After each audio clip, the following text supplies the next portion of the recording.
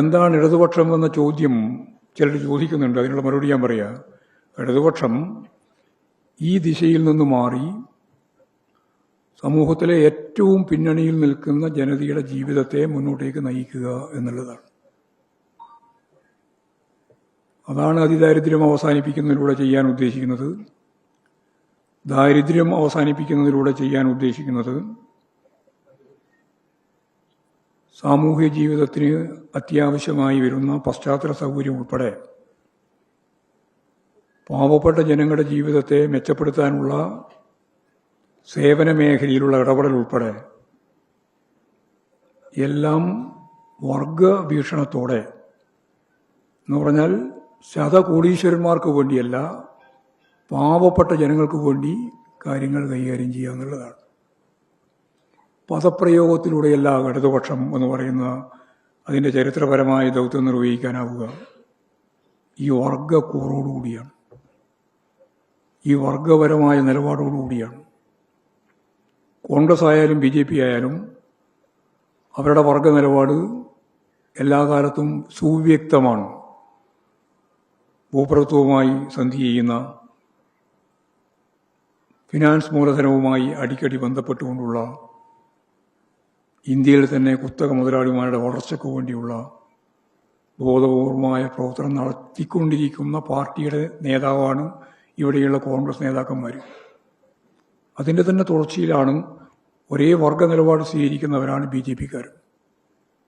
ഇത് മറച്ചു വെച്ചുകൊണ്ട് ഞങ്ങളാണ് ഇടത് എന്നൊക്കെ പറഞ്ഞ് നടക്കുന്ന വായ്ത്താരിക്കൊന്നും യാതൊരു അടിസ്ഥാനവുമില്ല എന്ന കാര്യം ഞാൻ ഇതിൻ്റെ ഭാഗമായിട്ട് തന്നെ പറയുകയാണ്.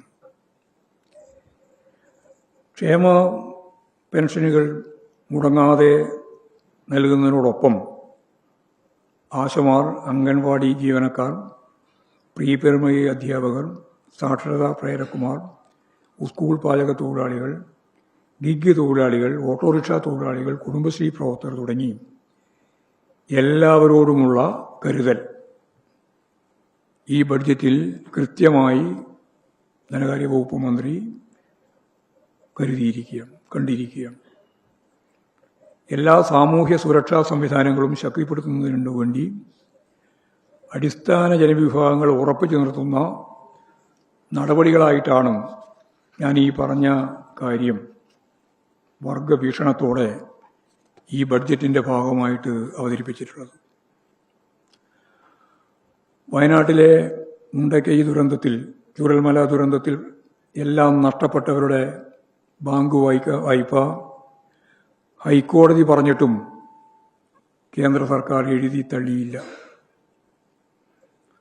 കേന്ദ്ര സർക്കാർ അന്ന് തന്നെ തീരുമാനിച്ചതിൻ്റെ ഭാഗമായി എഴുതി തള്ളുമെന്ന് ബജറ്റിലൂടെ പ്രഖ്യാപിച്ചിരിക്കുകയാണ് ഇപ്പോഴും.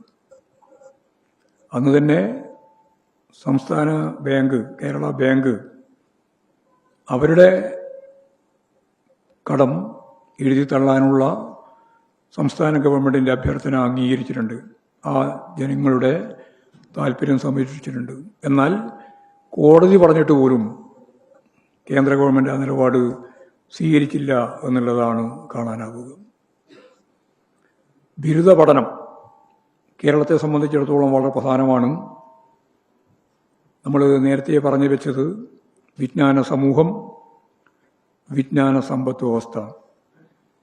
വിജ്ഞാന സമൂഹം എന്ന രീതിയിൽ കേരളത്തിന് കൂടുതൽ ദ്രുതഗതിയിൽ മുന്നോട്ടേക്ക് പോകാൻ ഇപ്പോഴ് +2 വരെയാണ് സൗജന്യമായിട്ടുള്ളതെങ്കിൽ ഇനി ബിരുദ പഠനം സൗജന്യമാക്കുക എന്നത് ഇന്ത്യയിൽ മാതൃകാപരമായ ഒരു പ്രവർത്തനത്തിലേക്കാണ് നമ്മൾ ആ ചുവടുവെപ്പോടെ നീങ്ങുന്നത്. എല്ലാവരെയും സാക്ഷരരാക്കിയിട്ടുള്ള സംസ്ഥാനത്ത് സ്കൂൾ പഠനം മുമ്പ് തന്നെ സൗജന്യമാണ്. ഇനിയിപ്പോൾ ബിരുദ പഠനവും സൗജന്യമാക്കുക എന്നതാണ് പ്രധാനപ്പെട്ട ഉന്നം. ബിരുദ പഠനം സൗജന്യമാക്കുന്നതോടെ എല്ലാവർക്കും ഉന്നത വിദ്യാഭ്യാസം പ്രാപ്യമാക്കുന്ന തലത്തിലേക്കാണ് കാര്യങ്ങൾ നീങ്ങുന്നത്.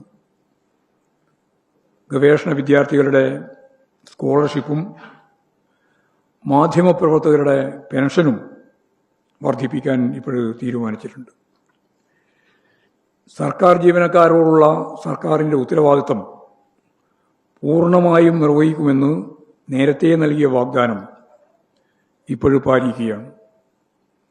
DA കുടിശ്ശിക മുഴുവൻ നൽകുമെന്നും അഷ്വേർഡ് പെൻഷൻ സംവിധാനം ഇപ്പോൾ ജീവനക്കാർ ഉൾപ്പെടെ ആവശ്യപ്പെട്ട കാര്യമാണ്, അത് നടപ്പിലാക്കും എന്നും പ്രഖ്യാപിച്ചിട്ടുണ്ട്. കേന്ദ്ര സർക്കാർ കേരളത്തോട് ശത്രുതാപരമായ മനോഭാവമാണ് കൈകാര്യം ചെയ്യുന്നത്. ഏതാണ്ട് 2 ലക്ഷത്തോളം കോടി ഉറുപ്പിക വിവിധ ഇനങ്ങളിലായി നമുക്ക് നൽകുന്നില്ല എന്നുള്ളത് സത്യമാണ്. അതേപോലെ തന്നെ ഈ പ്രതികൂല സാഹചര്യത്തിലും ജീവനക്കാരുടെ DA ഉൾപ്പെടെ, പെൻഷൻകാരുടെ DA ഉൾപ്പെടെ കൊടുത്തു തീർക്കും. അതിനാവശ്യമായ കരുതൽ ഗവൺമെന്റ് കണ്ടെത്തിയിട്ടുണ്ട് എന്ന് കൃത്യമായിട്ട് പറയുകയുണ്ടായി. റോഡ് അപകടത്തിൽപ്പെട്ട് ചികിത്സ തേടുന്നവർക്ക് ഇതൊരു പ്രധാനപ്പെട്ട വെല്ലുവിളിയാണ്. കാരണം റോഡിൽ കിടക്കുന്നവരെ ആശുപത്രിയിലേക്ക് നീക്കുക എന്നുള്ളത് പോലും പലപ്പോഴും അതിൻ്റെ അനന്തര സാമ്പത്തിക ബാധ്യത ഓർത്ത് പലരും തയ്യാറാവുന്നില്ല. അപ്പോൾ ആദ്യത്തെ 5 ദിവസം പണരഹിത ചികിത്സ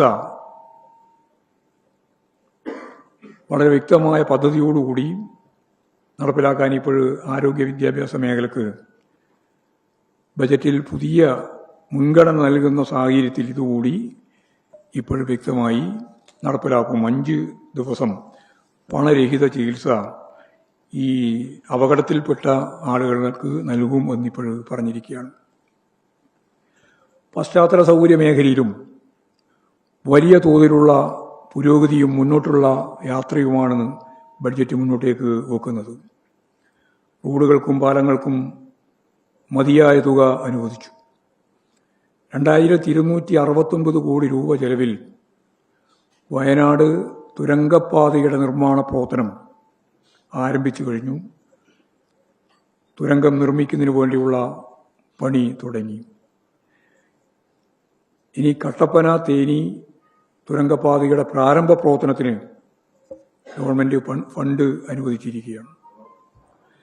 കാർഷിക വ്യാവസായിക മേഖലകളിലും IT അനുബന്ധ മേഖലകളിലും വികസന കുതിപ്പിന് സഹായകമാകുന്ന രീതിയിലുള്ള നിർദ്ദേശങ്ങൾ ബജറ്റിൽ വെച്ചിട്ടുണ്ട്.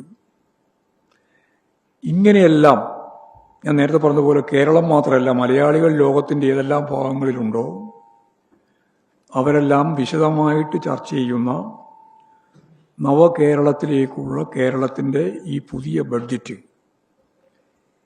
അങ്ങനെ ചർച്ച ചെയ്യുന്നതിന് വേണ്ടിയുള്ള ത്രാണിയില്ലാത്ത ഒരു പ്രതിപക്ഷമാണ് കേരളത്തിലുള്ളത്. അതിൻ്റെ ചർച്ച സംഘടിപ്പിക്കുന്നതിന് വേണ്ടിയുള്ള ത്രാണി പോലും ഇല്ല.